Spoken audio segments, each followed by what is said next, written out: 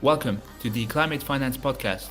My name is Jonas, and this podcast aims to mainstream climate finance by interviewing high-level investors, researchers, and policymakers who have made significant contributions to the climate finance space.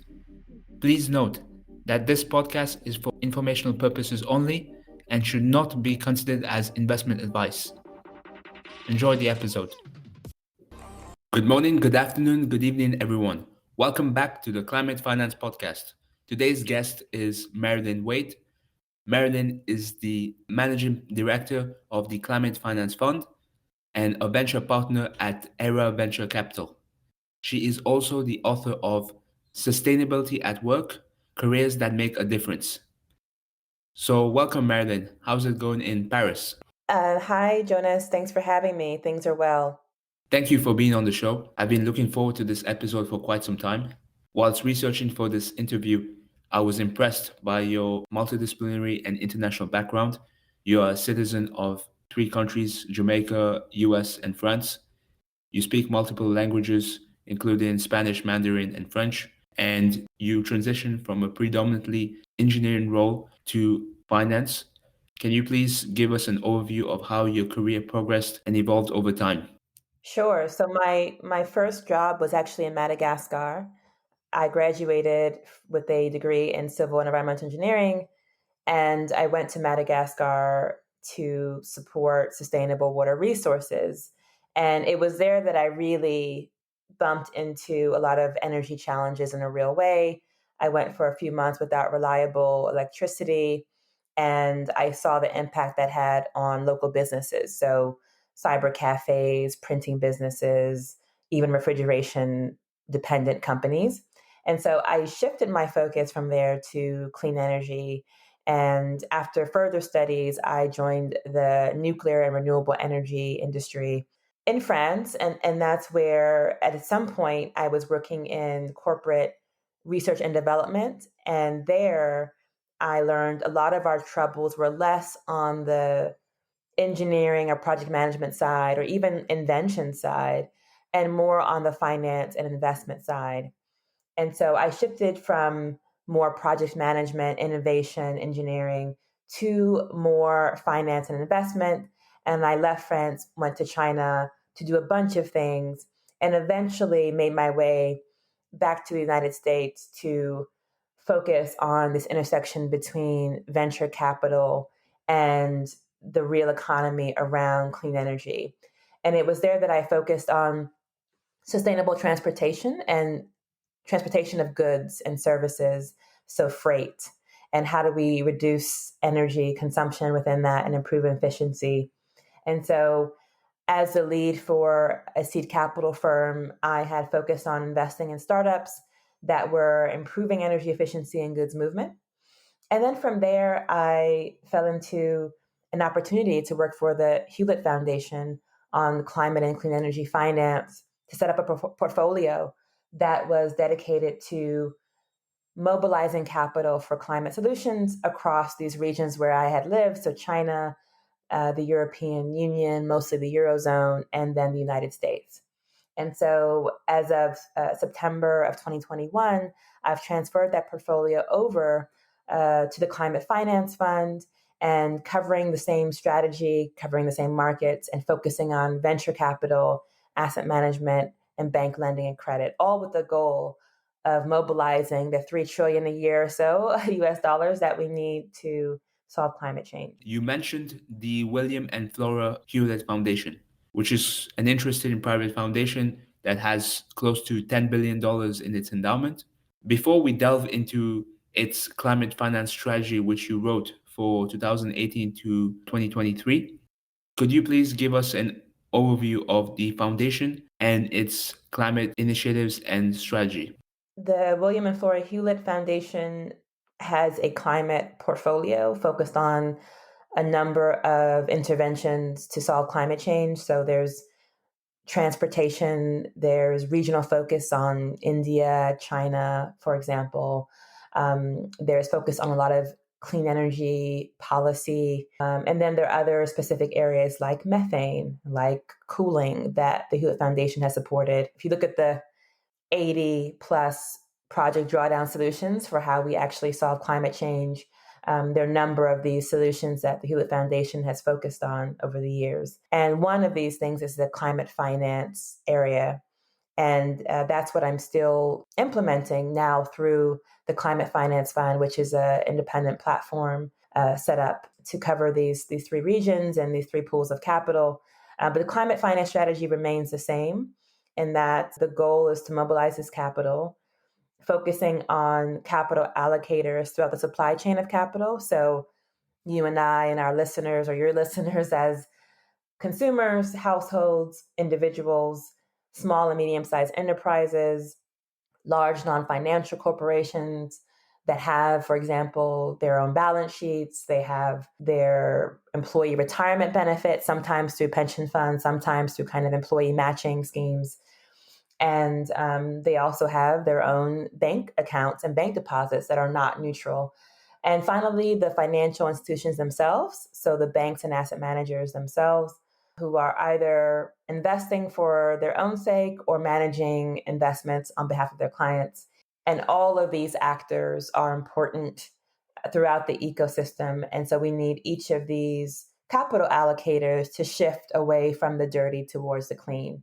And then, of course, we have the regulators of the system. So the market itself is regulated, and we need those market rules to work for decarbonization and decarbonizing the air and recarbonizing the soil. So all of that is in scope. I would say we're about 20% focused on the market rules, 80% on the market itself. And there are two pillars of the work. One is innovative finance, and that is anything we could do to prove to the market that something that the market perceives as not investable actually is. And then the second pillar is systemic change. So systemically moving the financial sector away from carbon emitting activities towards carbon mitigating activities. Now let's dive straight into the report. One of the main issues that you mentioned in the report is regarding passive investing and passive asset management. Why are you so focused on that? And what do you think are its broader implications on climate finance? Right. So passive investing is on the rise. It is now the most popular kind of trading. So over half of all trades in the United States are through passive funds. That is a trend. Over a third of trading in the European Union is passively done, and over 10% in China, although in all three of those economies, it's on the rise. So it seems as though passive investing is here to stay. Of course, algorithms and robots taking over and applying intelligence to buying and selling stocks. And we've seen this penetrate the bond market more as well. And so the issue here is that what this is doing is kind of moving decisions and any kind of filtering according to ESG, or let's just say climate risk and opportunities, putting all of this into right now, the default is carbon intensity. If the autopilot system was geared towards decarbonization and fully incorporating climate risk, opportunity, and impact, then we would actually see the true price of carbon and greenhouse gas emissions be incorporated into that. Right now, that's not the case. So right now, it's almost as if the economy is on autopilot for highly carbon intensive industries and activities, because the benchmarks and the indices that are being used are not decarbonized, right? So instead of using the MSCI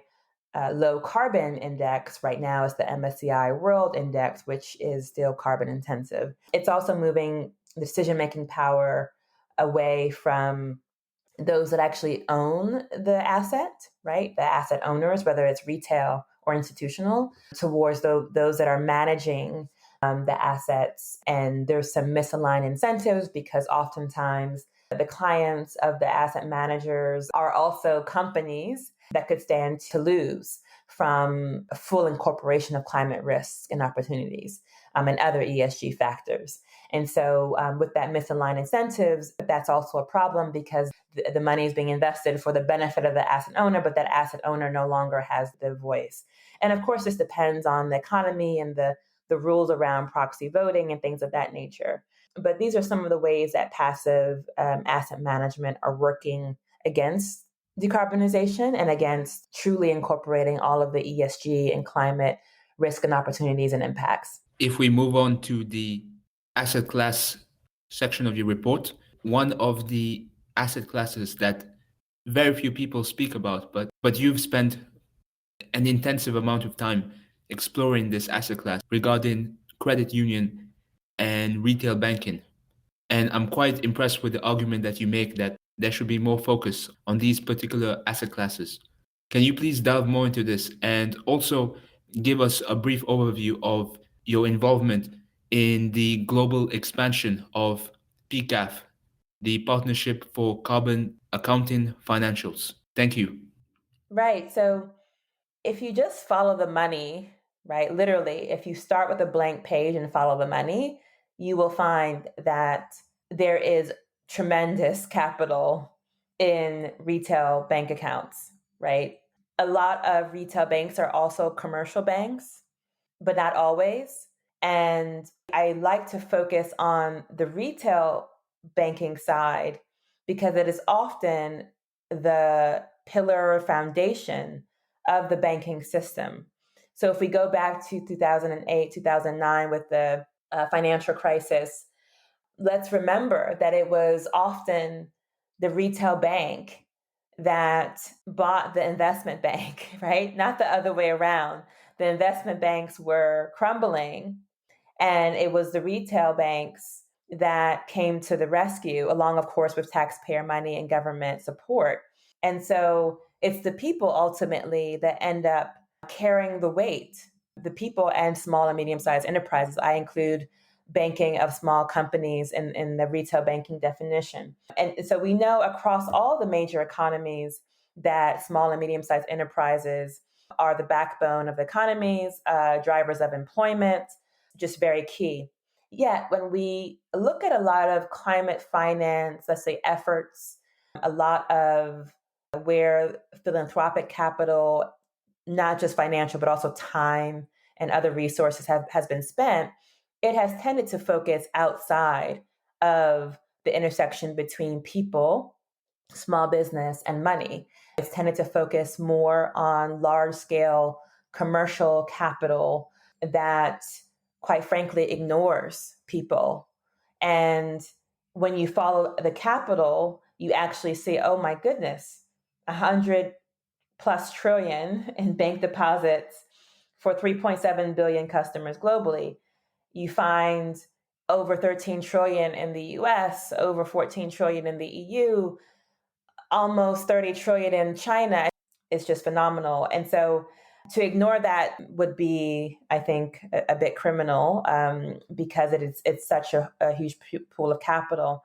But also, it is an avenue to really leverage what is clearly a consumer demand for climate action into mobilizing this capital for climate action.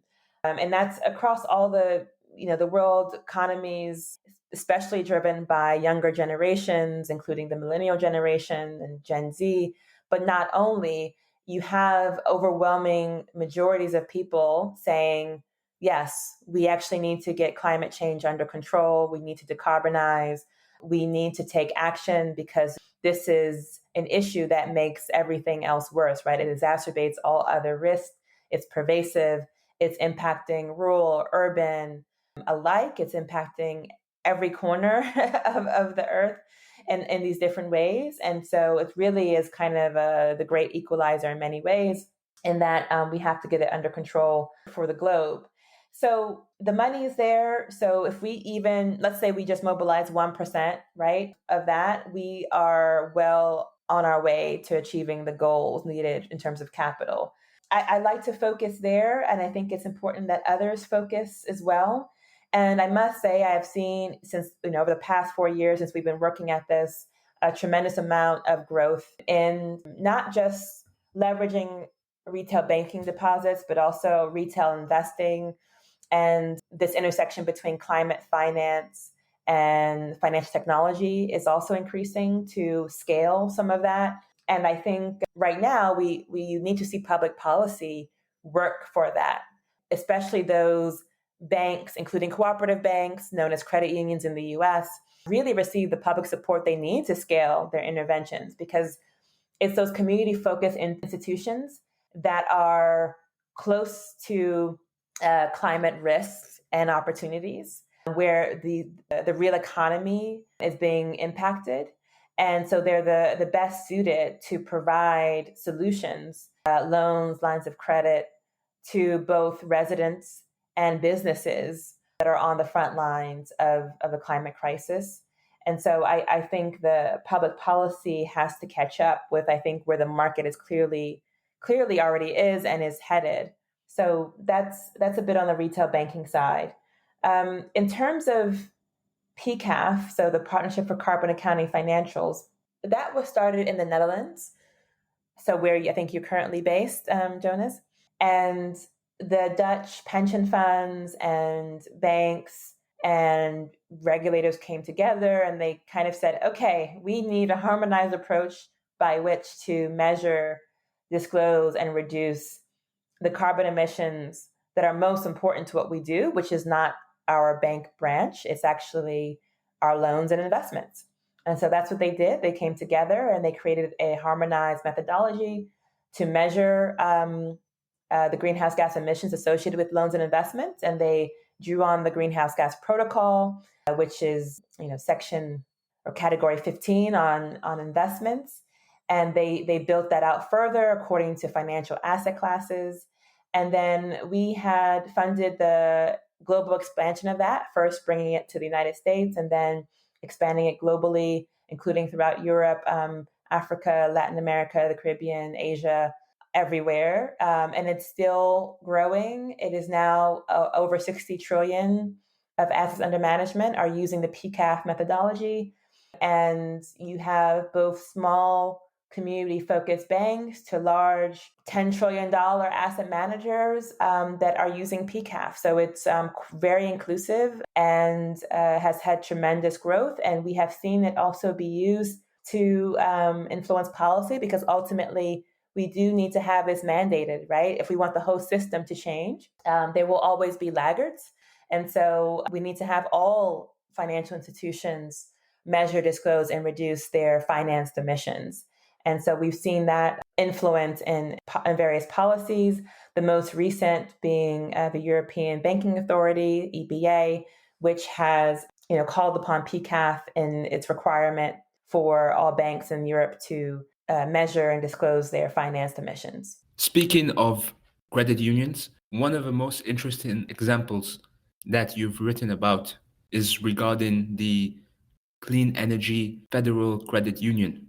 Can you please explain what makes this model so unique to financing sustainable solutions at a consumer level? Yes. So the Clean Energy Federal Credit Union is a credit union in the United States. So for those who are listening outside of the US has over 5,000 credit unions and over 5,000 banks.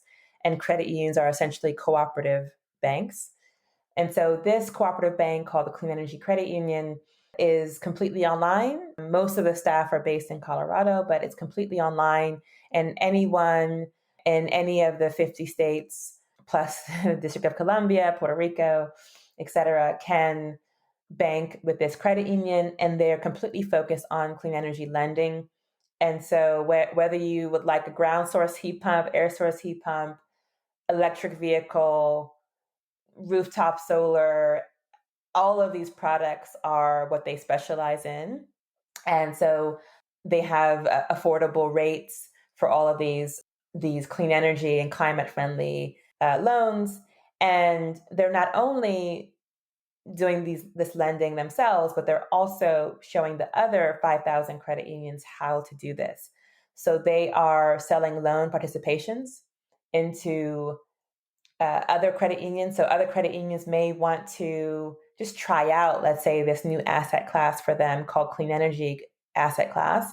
And one way of doing that is just to buy loan participations from Clean Energy Credit Union see how they perform, and then try originating those loans themselves. So that's one pathway. There's also training available right now for solar, commercial and residential solar, but that will be expanded soon. From Inclusive, so Inclusive without the E on the N, they're doing this training, and those that have gone through the training, so loan officers and any lending institution really can do this training in the United States. They have found that the clean energy credit union presence is just so important because they really are experts at originating these loans. And so it's a great example of how new innovative institutions are very important, not just in and of themselves, but also to pave the path for the existing lenders, the existing depository institutions, banks and credit unions to then copy and take in and integrate this kind of lending and democratize it really. So they're a great example of this. Now let's move on to venture capital. This is an asset class that you've written about in your strategy report, but you also have first-hand experience since you are a VC partner. Could you please delve into the role of venture capital in accelerating climate solutions? Sure. So venture capital, and I think what surrounds it, so the accelerators, the angel investing, the seed capital, even I guess a bit further or upstream from that, the research and development, all of that is so critical for decarbonization because we have hard to mitigate sectors, right? So we have chemical, steel, cement. We need to have storage that lasts for more than 4 hours and at affordable rates and costs. So we do need technological innovation to scale in order to fully decarbonize and reach net zero at the very latest by 2050.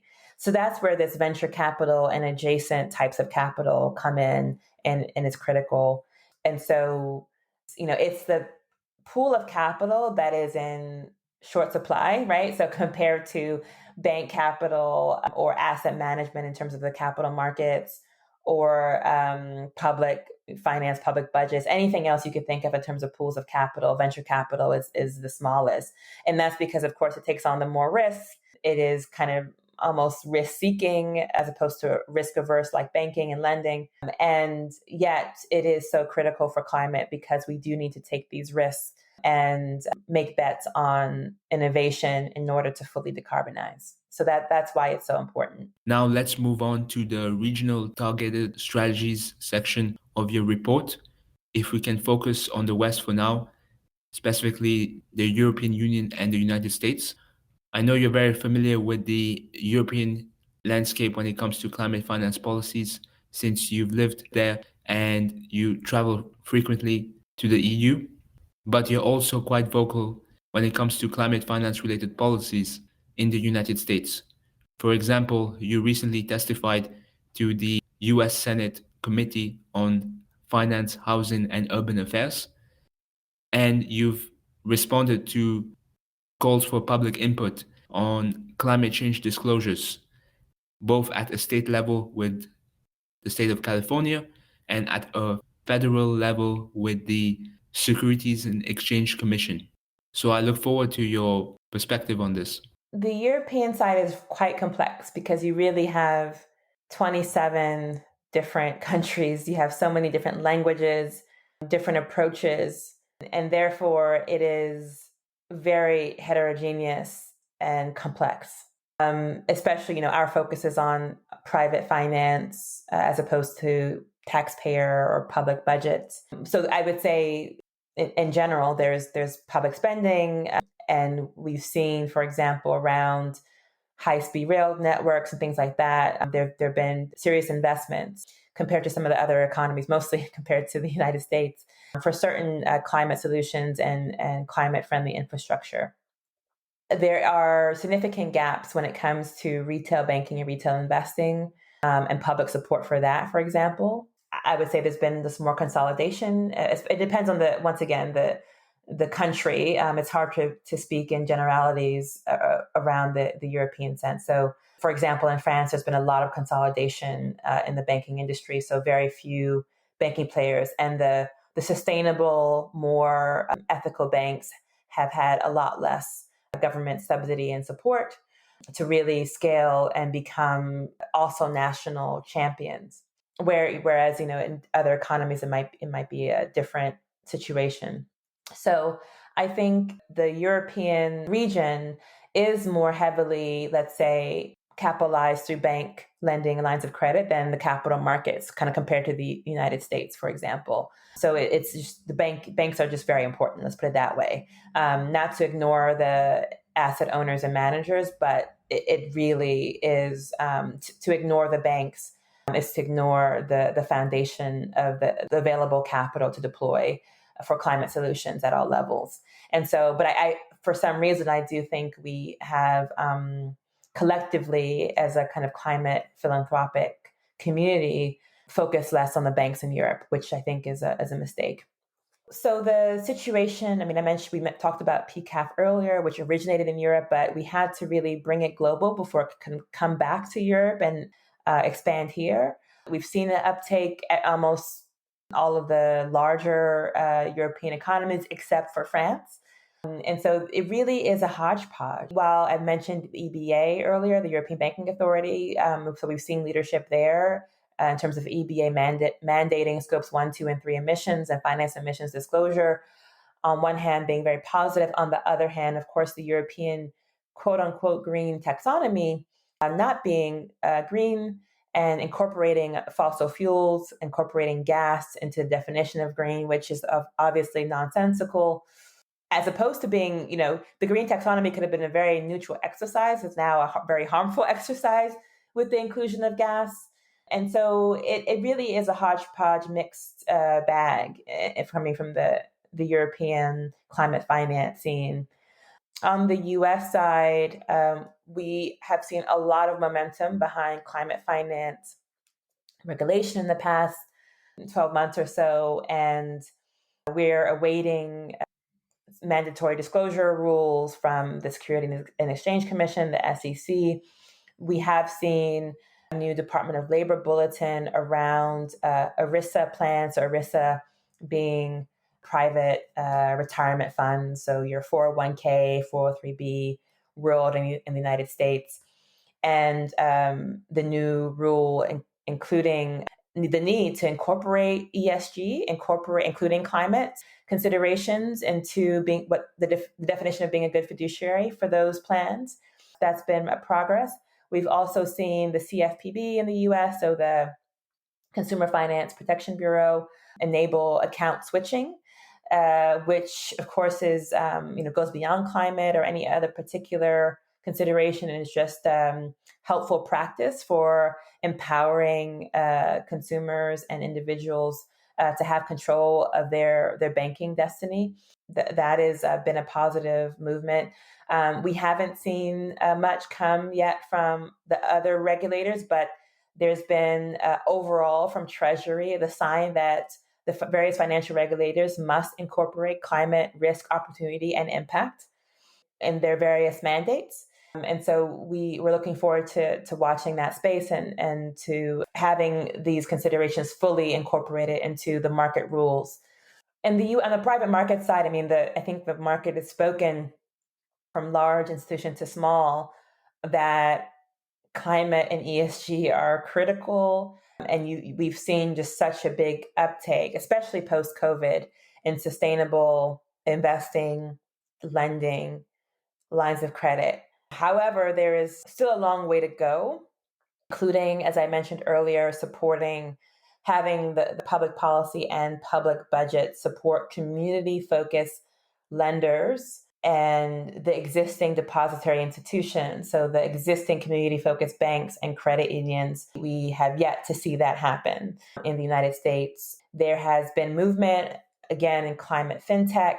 So we're seeing increasing companies, startups, innovations that are bringing the best of technology to the best of actually mobilizing capital for the real economy for climate solutions across agriculture, clean energy, energy efficiency in buildings, so on and so forth, transportation. Where the U.S. has failed in terms of real economy investing for climate, of course, is on the rail infrastructure side, and including high-speed rail and public transit altogether in a way that would really bring more than just greenhouse gas reduction benefits, but also huge economic and social benefits if that were really built out the same way that China and the European Union has built out their infrastructure around rail, including high-speed rail. Thank you for the elaborate response, Marilyn. Now let's move on to East Asia, specifically China, a country which you're very familiar with, especially since you have a high proficiency level of Mandarin. You've lived and worked there. You've even taught at one of the well-known universities in Beijing, and you're the host of the China CleanTech Podcast. I've listened to most of the episodes on your podcast, and there was some interesting coverage on some innovative climate finance models, especially regarding central banking and credit unions. I would appreciate it if you could give us an overview of the current ongoings in the Chinese climate finance landscape. Thank you. There really isn't another place like China. That could be said for, there isn't another place quite like the US or quite like this, European Union system. And really China is the same in that it's really difficult to compare to anything else because it is just in a very unique situation economically and across other kind of metrics. So China is both the largest greenhouse gas emitter on an annual basis. Of course, the largest emitter collectively in terms of the tons of CO2e that we're dealing with now is the United States. And on an annual basis, the largest emitter right now is China. And it's also the largest market for renewable energy and electric vehicles and electrification of transportation in general. And so it's kind of a yes and, it's both. And so it's very unique that way.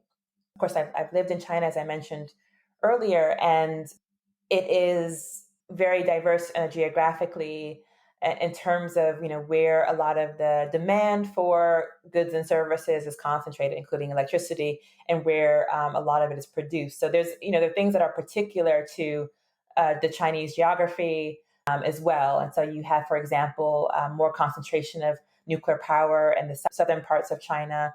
You have wind and solar, very large infrastructure more in the west, and yet you have this high concentration of use on the eastern seaboard of China, both north and south.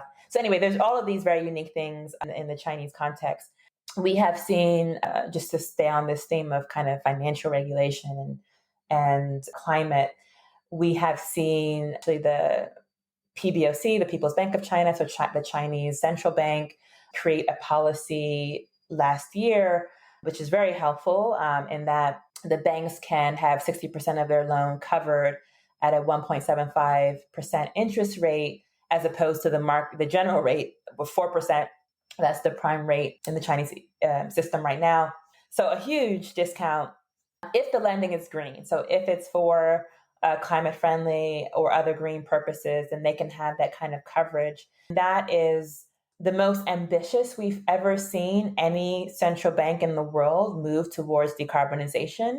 And it's quite impressive. And so it's a pilot in some ways in that I believe there's like a 2-year trial or mandate around this, and it could be extended. But it is very significant in that we see the central bank really, not just calling for a certain kind of disclosure, but actually taking in that understanding of climate risk and opportunity and layering on policy that helps their banks mobilize more capital in a very concrete way for climate-friendly economic activities, loans and lines of credit. So that is an example. We are also expecting more measurement and disclosure regulations to come. I'd say that the market is also speaking in different ways in China around the demand for climate-friendly not just infrastructure, but other interventions, including climate fintech, right? We've seen an emergence of more also venture capital in China on this theme. I think we're now, with the various macro economic themes, and kind of China is entering a new age of shared prosperity, which I think is very exciting. I think we're starting to see more an incorporation of how and where this capital for climate friendly activities is mobilized. I think you heard the episode that we had with Dr. Shuhu, where we talked about the community banks in China, which I highly encourage listeners to tap into at the China CleanTech Podcast. But there's so much that has been untapped for climate friendly lending and investment in China that I think is now very ripe to support, given this new framework of shared prosperity in the kind of the macro framework of the economy in China right now. I think what's exciting is also just the ability to scale things very quickly in China through pilots. So you can have a pilot in a particular province, and if that goes well, that can influence the national level. And you have the scale right there domestically in China to try out new things and to then have a huge impact later on. So I would also kind of watch out for trends in some of these real economy sectors and hard to abate sectors like chemical, steel, cement, like reducing methane emissions. I think reducing those emissions and having the capital to do so is something that China is also uniquely positioned to do. And I'm hoping to see more of that intersection in the years to come. We're now reaching near the end of this episode. And the last question is regarding diversity. You've been a strong advocate for various diversity initiatives, and you've written several articles about how different forms of innovations need to take place to address these systemic issues. In one of your articles about diversity regarding investment management, it was surveyed that about 4% of VC partners are female, out of which less than 5% are from the Black community and about 3% from the Latinx community. These statistics are quite depressing. Could you please delve into one of your initiatives and how it is working to resolve these issues? Right. So the data is pretty disheartening around kind of representing all people, including underrepresented minorities, and that's across the board, across geographies.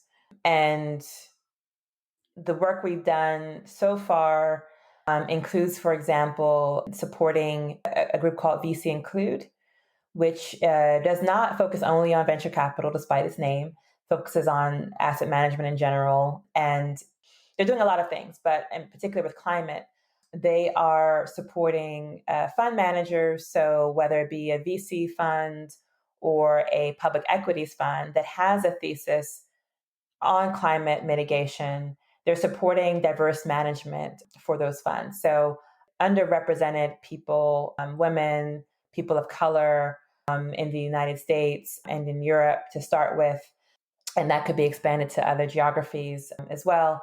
But they are supporting that in order to really drive more climate impact and to really test out the thesis of, by having more diverse representation, do we have better climate impact outcomes? And that's in terms of these funds are going to measure their greenhouse gas emissions. They're going to measure their workforce impacts in terms of employment, in terms of where geographically it's happening, in terms of whether it's low income communities or climate impacted communities. So they're going to track all of this to see any correlation or a nexus between this representation of who is managing the money and the lens they bring to that, and where the money is being invested, right? And is it reaching all the places we need to reach to actually solve this? So that's an example of something that we're supporting all of the firms we support in improving their diversity, equity, and inclusion. And we believe that the business case is just very clear that drives better outcomes across all metrics. And where I've seen the gap is on the European side, more so than anything, especially when it comes to underrepresented racial and ethnic minorities and communities that have been racialized. And that's including the Roma. It includes Afropeans. It includes Europeans who are living in the Caribbean, right? So citizens of France and the Netherlands who are of Aruba and Martinique and Guadeloupe and what have you, and you cannot get more climate impacted than that. And yet, very little inclusion of those voices in climate innovation, climate tech, and investment management for climate solutions. And that's problematic. So I would say there's tons of work to do.